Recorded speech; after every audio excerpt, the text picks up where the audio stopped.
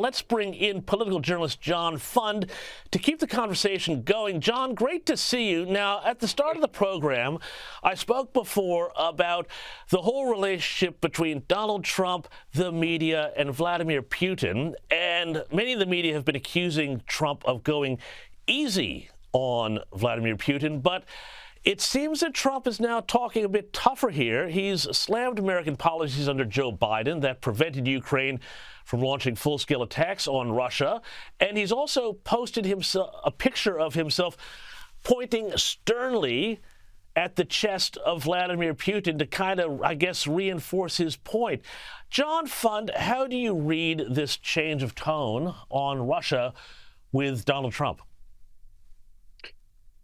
Both leaders wanted that Alaska summit. They got great visuals out of it. They got some propaganda value back in Russia for Putin, some burnishing of Trump's image in the United States.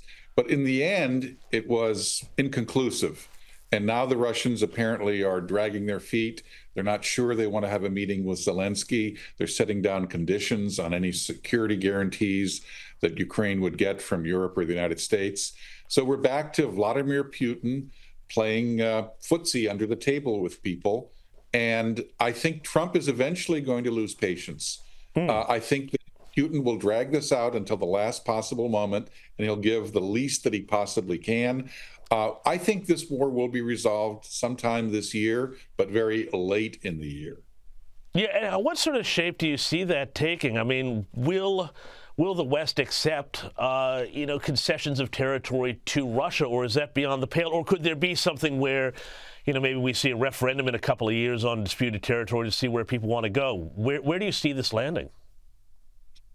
Well, Russia already has 20% of Ukraine. That's a concession because no one believes that they'll retreat from that. I don't think they deserve, nor should they get any additional terrain they've not conquered. As for a referendum, look, let's take Crimea. Russia took that over 10 years ago. At the time, only 56% of the population was Russian. Now it's 96%. How do you think the referendum is going to go on that? Anyone who's Ukrainian has already left those regions, so a referendum would be pointless. Yeah, fair enough. And demographics is destiny, as we say here. John, I want to shift gears here to more interesting, fascinating stuff coming out about the Clinton Foundation. Now, we haven't spoken about this for a long time, but there's now a report out saying that years after the FBI was forced to shut down corruption probes of the charity, the IRS began a criminal tax investigation into the foundation's dealings, but then suddenly stopped in 2019. And there are memos and internal emails that have been reviewed by Just the News that suggest this investigation came to a dead halt, and nobody quite knows why. Are we going to hear anything more about the Clinton Foundation? Because I know there's a big effort to start looking into the past of all sorts of things, including the Bidens, so why not the Clintons? Well, the IRS is in a mess right now. It's on its seventh leader in less than a year.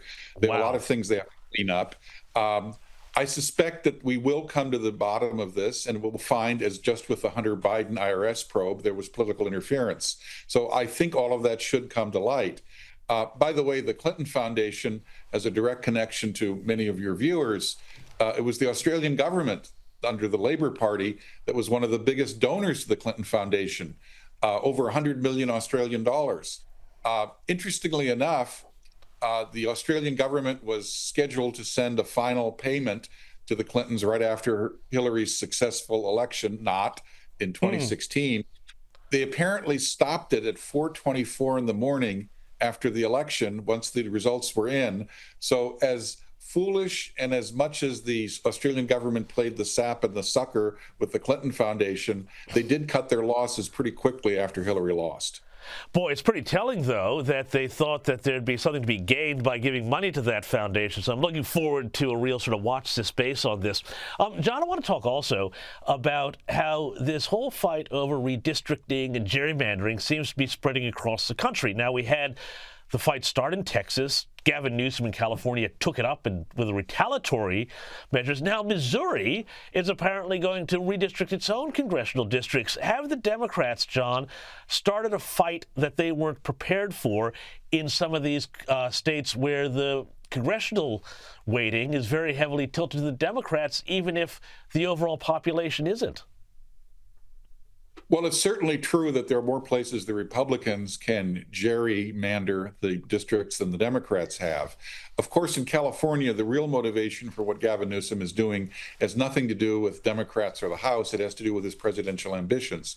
He wants to prove that he is the toughest, meanest opponent of Donald Trump possible, and this puts him on the radar screen.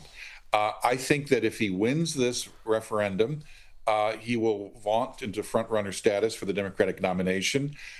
If he loses it, he'll be the party's GOAT, and that will not stand for greatest of all time, I can assure you. I believe gerrymandering is horrible. I think it does distort democracy, but there's a very difficult problem in solving it because elections are left in the United States to all 50 states unless Congress wishes to override them.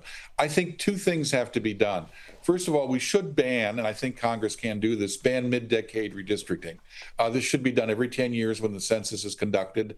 We need to improve the census, make sure that it's more accurate. Maybe we should discuss whether illegal aliens should be counted for purposes of congressional representation, but it shouldn't be a game where you play it every 2 years. The rules should last for 10 years. Secondly, Illinois, which has one of the worst gerrymanders in the country, this time a Democratic one, there's been a coalition formed to finally have a commission that will use independent judgments, not political judgments, on how to draw the lines. And by the way, they have Bill Daley, who was Barack Obama's former chief of staff. They have Barack Obama, former transportation secretary, and they have the former mayor of Chicago, Lori Lightfoot, a Democrat, all endorsing this. So I believe that the more that people learn about gerrymandering, because it's a rather obscure subject for the average voter, the more people will realize how damaging it is, whichever party does it, and maybe we can get some movement in the states to have more of these truly independent commissions, like the one that the Democrats are trying to get rid of in California, for example. John, thanks so much for explaining that. Yeah, I've been saying this for weeks now, that this is going to be a big sleeper issue this year that's really going to start to blow up. Thank you so much for your time.